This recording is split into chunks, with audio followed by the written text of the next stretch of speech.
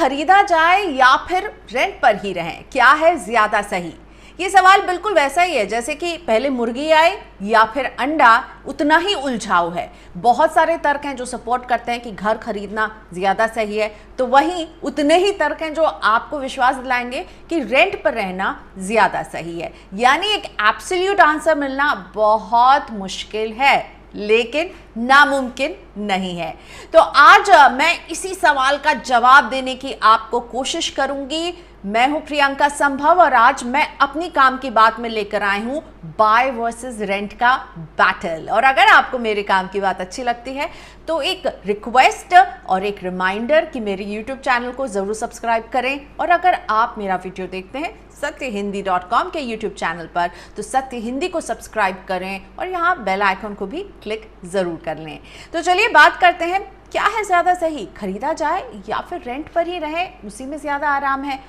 अब ये सवाल जो है पर्सन टू पर्सन डिफर करेगा, इसका जवाब शायद मेरे लिए कुछ और हो और आपके लिए कुछ और हो। तो सारे प्रोज एंड कॉन्स समझते हैं। कोविड-19 के इस दौर में प्रॉपर्टी बाजार में एक भूचाल आ गया है। हमने देखा है प्राइसेस को गिरते हुए, और प्रॉपर्टी बाजार जो है वो जाना चाहता है कि चाहे जितना भी बुरा वक्त क्यों ना हो, प्रॉपर्टी की कीमतें नहीं गिरती हैं। तो प्रॉपर्टी की कीमतें गिर रही हैं, दूसरी तरफ इंटरेस्ट रेट में भी हम ज़बरदस्त का गिरावट देख रहे हैं। एक्सपर्ट्स बता रहे हैं कि जो होम लोन जिस इंटरेस्ट पर अभी मिल रहा है वो 15 साल का लो है। यानी इतना नीचे का इंटरेस्ट रेट आपको होम लोन में 15 साल पहले नज़र आया होगा।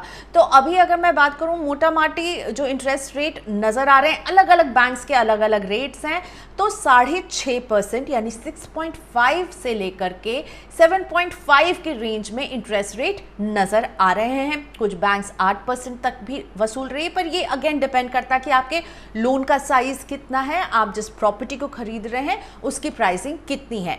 लेकिन अच्छे खासे लोस पर है। आरबीआई भी जिस दर पर बैंकों को उधार देती है, यानी कि रेपो रेट में हम देख रहे हैं ज़बरदस्त गिरावट, 4% पर ये है फिलहाल, और ये भी सालों के बाद इस लो लेवल पर नज़र आ रहा है। तो ऐसे में इन लो लेवल्स का फ़ायदा आपको उठाना चाहिए या नहीं, क्योंकि प्रॉपर्टी की कीमतें नाइट फ्रैंक बता रही है हमें कि 6% का डिक्लाइन हमें नज़र आया है इस जब से कोविड की शुरुआत हुई है 2020 में। और ये 6% का जो डिक्लाइन है प्राइसेस में, ये सिर्फ पेपर में है। जब बायर पहुंच रहा है खरीदने के लिए तो बार्गेन के हिसाब से ये 6% का जो डिस्काउंट है आपको इससे ज़्यादा मिल सकता है, 10 से 20% का। बिल्डर की भी परेशानी है, उसके पास इतने सारे ready to move in flat पड़े हुए हैं, खरीदार नहीं है। पहले लोग लॉकडाउन की वजह से बाहर नहीं निकले, बाद में सभी को अभी लिक्विडिटी चाहिए, सभी अपने कैश को ज़ोर से पकड़ के बैठना भी चाहिए। तो ऐसे में वो चाहता है कि कंज्यूमर अपनी जेब ढीली करे, इसलिए डिस्काउंट भी दे रहा है। तो ये है प्रॉपर्टी बाजार का हाल, ये है इंटरेस्ट रेट का हाल। इसमें आप क्या करें, सवाल तो यही उठता है ना। लॉकडाउन के वक्त हम सब ने बहुत सारा टाइम घर पर बिताया है, ऑफिस का काम घर से किया, बच्चे हैं तो बच्चों ने स्कूल की पढ़ाई घर से की। जो रेंट पे रहते हैं उन्होंने एक बार ये ज़रूर सोचा होगा, क्योंकि हमें सोचने का भी इतना टाइम मिला, कि अपना घर ले लिया होता तो शायद अच्छा रहता। और जो अपने घर में रहते हैं उन्हें ईएमआई की जो है टेंशन सता रही होगी, लोन मॉरेटोरियम मिला, लिए नहीं ले, इंटरेस्ट पर इंटरेस्ट लग रहा है, क्या करना चाहिए, और अभी तो ईएमआई इतने सालों तक बचा है। तो मैं तो यही कहती हूँ कि जो ये रेंट देते हैं उन्हें लगता है कि शायद घर ले लेते तो अच्छा रहता, जो घर में रहते हैं अपने वो सोचते हैं शायद रेंट पर रहते तो अच्छा लगता है। यानी कि grass is always greener on the other side. ऐसे में अब इस डिसीजन पर कैसे पहुंचे? तो फैसले पर पहुंचने के लिए मैं आपके लिए 4 सवाल लाई हूं। इन 4 सवालों के जवाब दीजिए और मुझे लगता है थोड़ी क्लैरिटी आपको मिलेगी। पहला सवाल, आप घर क्यों खरीदना चाहते हैं, यानी कि आपका गोल क्या है? आप उसमें रहेंगे या फिर आपको लग रहा है कि उसे हम खरीद करके वो एक अच्छा इन्वेस्टमेंट हो सकता है? तो ध्यान रहे, अगर आप रहने के लिए घर खरीदना चाहते हैं तो अच्छी बात है, लेकिन अगर आप इन्वेस्टमेंट को अपना गोल बनाकर घर खरीदना चाहते हैं तो मुझे लगता है कि रियल एस्टेट उतनी अच्छी इन्वेस्टमेंट नहीं है। खास तौर पर जब क्राइसिस का वक्त आता है ना, तो रियल एस्टेट वो एसेट है जिसमें हम सबसे ज्यादा गिरावट देखते हैं। अभी भी देखिए ना, प्रॉपर्टी के प्राइसेस गिर ही तो गए हैं, इसीलिए रियल एस्टेट के प्राइसेस में गिरावट आती है as compare to other assets. इसमें ज्यादा दबाव दिखता है। इसलिए अगर आपको रहने के लिए यानी एंड टू एंड यूज के लिए लेना है तो अच्छी बात है, लेकिन आप इसे इन्वेस्टमेंट समझकर कभी भी ना खरीदें। तो रियल एस्टेट मुझे एक बैड इन्वेस्टमेंट लगता है। अब आते हैं दूसरे सवाल पर। दूसरा सवाल कि आपकी जॉब कितनी स्टेबल है, आपकी सैलरी कितनी स्टेबल है। क्योंकि जब आप अपना घर खरीदेंगे, आप लोन लेकर अगर घर खरीद रहे हैं, तो आप ईएमआई का एक लॉन्ग टर्म कमिटमेंट करेंगे, क्योंकि ईएमआई जो है वो 15 से 20 साल तक आपको अदा करनी होगी। वहीं रेंट जो है वो आप बदल सकते हैं। अगर आप एक मान लीजिए 20,000 के रेंटेड घर पे रहते हैं और आपको लगता है कि अब आपका बजट अलाउ नहीं करता, तो आप एक छोटे घर में शिफ्ट हो सकते हैं। लेकिन आप ईएमआई जब देंगे तो ऐसा नहीं कर सकते। ईएमआई में आपको वो फ्लेक्सिबिलिटी नहीं मिलेगी। एक लॉन्ग टर्म कमिटमेंट है। और जॉब मार्केट जिस तरह से पैंडेमिक के सिचुएशन में बदली है, सैलरी कट जिस तरह से हुए हैं, ऐसे में जॉब स्टेबिलिटी एक बहुत ही इंपॉर्टेंट फैक्टर हो जाता है ये डिसाइड करने में कि आप घर खरीद सकते हैं क्या लंबे समय तक ईएमआई देते रहेंगे। लिक्विडिटी जो है उसको आपको देखना होगा, जज करना होगा कि कैसा है आपके पास लंबे समय के लिए। आते हैं अब तीसरे सवाल पर। आपकी जॉब का नेचर कैसा है? क्या ट्रांसफरेबल है या फिर आप जॉब बदलते रहते हैं? अगर आप जॉब बदलते रहते हैं, यानी आज आप एक शहर ए में हैं, कल शहर बी में होंगे, परसों किसी और शहर में हो सकते हैं, या फिर आपका ऑफिस बदल सकता है, तो ऐसे में अगर आप एक घर खरीद लेंगे ना, तो आप उससे बंध जाएंगे। उसी लोकेशन के आसपास आपको काम कर रहे होंगे। अगर आप रेंट पर रहेंगे तो आप आराम से बदल लेंगे। आप अभी भी शहर बदल सकते हैं अगर आपने घर खरीदा है, लेकिन तब सोचिए आप एक और शहर में रह रहे हैं, आपका घर किसी और शहर में है, तो एक एडेड लायबिलिटी तो आप पर रहती ही है। अब आते हैं चौथे सवाल पर कि आपका बजट कितना है। जो आपका बजट है, क्या उस बजट में आपको अपनी पसंदीदा लोकेशन में अपना पसंदीदा घर मिल रहा है? क्योंकि ये बहुत इंपॉर्टेंट है।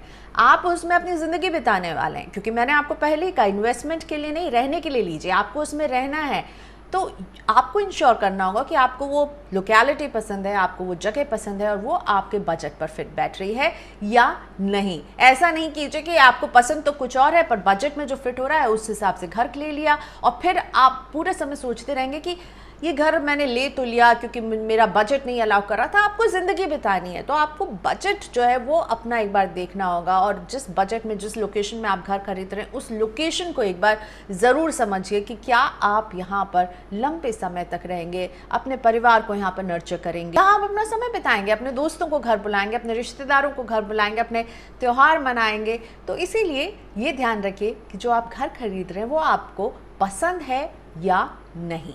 अब आपको प्रॉपर्टी बाजार का एक मौजूदा हाल भी बता देती हूँ। प्रॉपटाइगर जो है एक प्रॉपर्टी ब्रोकिंग कंपनी है, जो बता रही है कि पूरे देश में अभी फिलहाल 7,23,000 से ज़्यादा रेडी टू मूव इन घर हैं जो कि खाली पड़े हुए हैं, अनसोल्ड स्टॉक है। नाइट फ्रैंक हमें बता रही है कि केवल 8 शहरों का उसने आंकड़ा देखा और उसमें देखा है कि 4,46,000 से ज्यादा घर खाली पड़े हुए हैं, जिसमें से 1.5 लाख घर तो केवल दिल्ली एनसीआर में है। मुंबई में 1,18,000 घर हैं जो खाली पड़े हुए हैं। रॉयटर ने कुछ प्रॉपर्टी एनालिस्ट के साथ एक पोल किया जिसमें ये पाया कि सभी लोग प्राइजेस को लेकर के डरे हुए हैं और कह रहे हैं कि प्राइजेस में 6-7% का रिडक्शन वो देख रहे हैं, और अगर फेस्टिवल सीजन में सेल पिकअप नहीं करती है तो शायद अगला फेस्टिवल सीजन भी बुरा ही बीते। यानी रियल एस्टेट का हाल अभी फिलहाल बुरा है। तो क्या इस बुरे हाल में आपको एक अच्छी डील मिल सकती है? इसके लिए आपको निकलना होगा, देखना होगा, और बहुत ज़रूरी है कि आप बार्गेन करें, क्योंकि हमें नाइट फ्रैंक के ऑफिशियल रिपोर्ट में ये कहा जा रहा है कि जब बायर दरवाजे तक पहुंच रहा है बिल्डर के, तो निगोसिएशंस हो रहे हैं, बार्गेनिंग हो रही है और 20% तक का डिस्काउंट तक देने के लिए बिल्डर तैयार है। यहाँ तक कि अब तो फेस्टिवल में भी हम बहुत सारे डिस्काउंट ऑफर्स देखेंगे, इसलिए घर खरीदने का मन बना रहे हैं तो इन डिस्काउंट ऑफर्स पर नज़र रखिए। घर खरीदना है तो रेंटल यील्ड ये एक बहुत इंपॉर्टेंट फैक्टर हो जाता है। तो क्या होता है रेंटल यील्ड? बेसिकली आप जितनी ईएमआई देंगे उसका एक कंपैरिजन होता है जो आपको रिटर्न में रेंट मिलेगा। इसका एक फॉर्मूला होता है, आप सालाना रेंट डिवाइडेड बाय प्रॉपर्टी की कीमत इनटू 100 कीजिए और आपको एक रेंटल यील्ड नजर आएगा। फिर आप कंपेयर कीजिए कि उस इलाके में रेंट किस तरह से बढ़ रहे हैं, स्टैग्नेंट हैं या फिर गिरे हैं, क्योंकि हमने कोविड के इस माहौल में देखा कि कई एरियाज में रेंट में गिरावट भी आई है।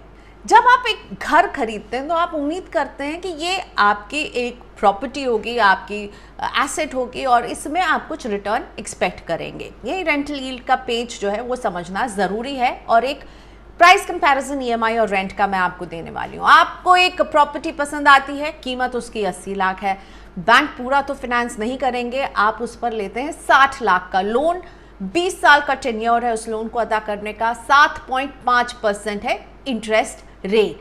तो मंथली ईएमआई आपकी पड़ेगी 48,336 रुपए, यानी आप साल में खर्च करेंगे 5,80,000 के आसपास। तो 5,80,000 आपका सालाना आउटफ्लो होगा लोन की तरफ। अब उसी लोकेलिटी में आप घर के जाकर के रेंट पता कीजिए और आपको पता चलता है कि उस घर का रेंट है फिलहाल 20,000 रुपए। 20,000 रुपए यानी 12 महीने में 2,40,000 रुपए आप खर्च कर रहे होंगे। तो यही आप देखिए, ईएमआई में आप खर्च करेंगे 5,80,000 के आसपास साल में, और आप जब रेंट दे रहे होंगे तो 2,40,000 आप खर्च कर रहे हैं। अब इन दोनों का जब रेंटल यील्ड मैंने निकाला तो रेंटल यील्ड निकलता है 3%, यानी आपको 3% का वो रेंट जो है, रेंट का फायदा आपको वहां से मिलेगा। और अगर ये रेंट गिरते हैं तो जाहिर तौर पर रेंटल यील्ड आपको कम लगेगी, यानी कि आप जो खर्च कर रहे हैं और आपको जो उससे वापस मिल रहा है उन दोनों के बीच में काफ़ी फर्क है।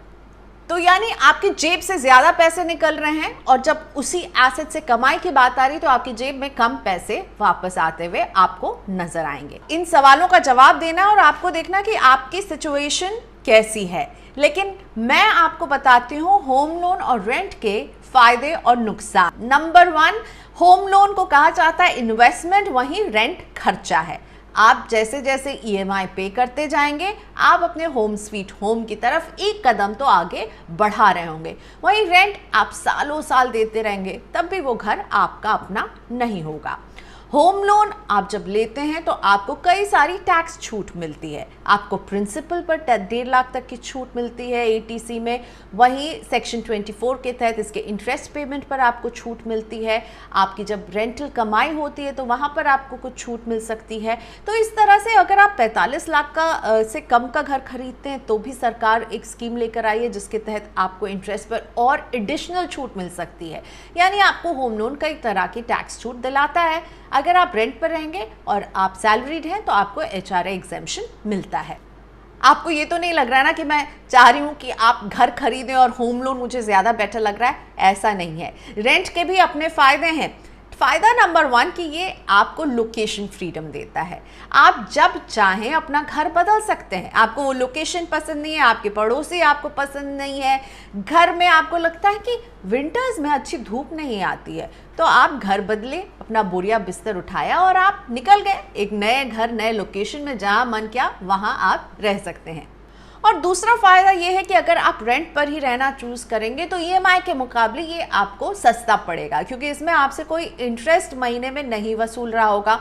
हाँ, ईयरली एक इंक्रीज़ हो सकता है रेंट में, लेकिन हमने कोरोना काल में देखा कि रेंट इंक्रीज़ के बजाय रेंट डिक्रीज़ हुए। और साथ ही में अगर उस रेंट इंक्रीज़ को आप अफोर्ड नहीं कर सकते हैं तो अगेन फ्लेक्सिबिलिटी रहेगी कि आप दूसरे जगह जाके शिफ्ट हो जाएं जहां पर आपको रेंट वही आप दे रहे हो जो आपकी जेब आपको अलाउ करती है। तो अगर आप होम लोन लेंगे, अपना घर खरीदना चाहते हैं तो तैयार रहिए कि आपके पास एक जॉब स्टेबिलिटी होनी चाहिए और आप ईएमआई के लॉन्ग टर्म कमिटमेंट के लिए तैयार हैं। किराए में हाँ, हो सकता है आपका मकान मालिक अच्छा नहीं हो तो ये खिटपिट आपको झेलनी पड़ेगी, बट अगेन आप कभी भी इसको बदल सकते हैं। और रेंट के लिए कहा जाता है कि ये मनी गॉन फॉरएवर है, यानी कि आप पैसे देते रहेंगे लेकिन वो घर कभी आपका अपना नहीं होगा, वो रहेगा तो मकान मालिक का ही। मैंने आपके सामने कुछ अच्छी बातें कुछ बुरी बातें रख दी है, लेकिन ये एक इंडिविजुअल फैसला होगा। आपकी अपनी सिचुएशन कैसी है आपको ये समझना होगा, आपका जेब आपको किस बात के लिए अलाउ करता है आपको ये कंसिडर करना होगा। और हाँ, वो लोग ना जो कहते हैं ना कि अपना घर तो अपना है, ले लो, खरीद लो, क्यों रेंट दिए जा रहे हो, उनको बस पलट के यही कहिए कि अपना घर तो अपना है, लेकिन अपना होम लोन भी अपना ही है। आप तो नहीं आएंगे हमारी होम लोन की ईएमआई देने, ईएमआई आपको ही देनी है। तो मुझे लगता है सबसे ज़रूरी बात, क्या आप लंबे समय तक ईएमआई चुकाने के लिए तैयार हैं? क्या उस तरह आपको विश्वास है कि आपकी जॉब, आपकी सैलरी बनी रहेगी कि आप 20 साल तक उसकी ईएमआई चुकाते रहिए? तो अपना घर तो अपना है और अपना लोन भी अपना ही होता है। तो जो लोग सीख देते हैं ना, उनकी बात बिल्कुल भी मत सुनिए, अपनी अक्ल लगाइए, अपना डिसीजन लीजिए, अपने सिचुएशन को देख करके, समझ करके। इसी के साथ काम की बात में इतना ही। आई होप कि मेरे काम की बात आपको एक फाइनल डिसीजन लेने में हेल्प कर पाए। इन सवालों का जवाब दीजिए और इन्हें लिख करके इनके बाकायदा जवाब बनाइए और फिर इवैल्यूएट कीजिए कि रिस्क कितना है, फायदा कितना है। काम की बात देखते रहिए, आपके मतलब की बात मैं लाती रहूंगी। मेरे YouTube चैनल को सब्सक्राइब करना ना भूलें। सत्य हिंदी पर आप मेरे वीडियो देखते हैं तो सत्य हिंदी को भी जरूर सब्सक्राइब करें। सत्य हिंदी के और वीडियोस को देखने के लिए हमारे YouTube चैनल को सब्सक्राइब करें और सीधे नोटिफिकेशन पाने के लिए बेल आइकन दबाएं।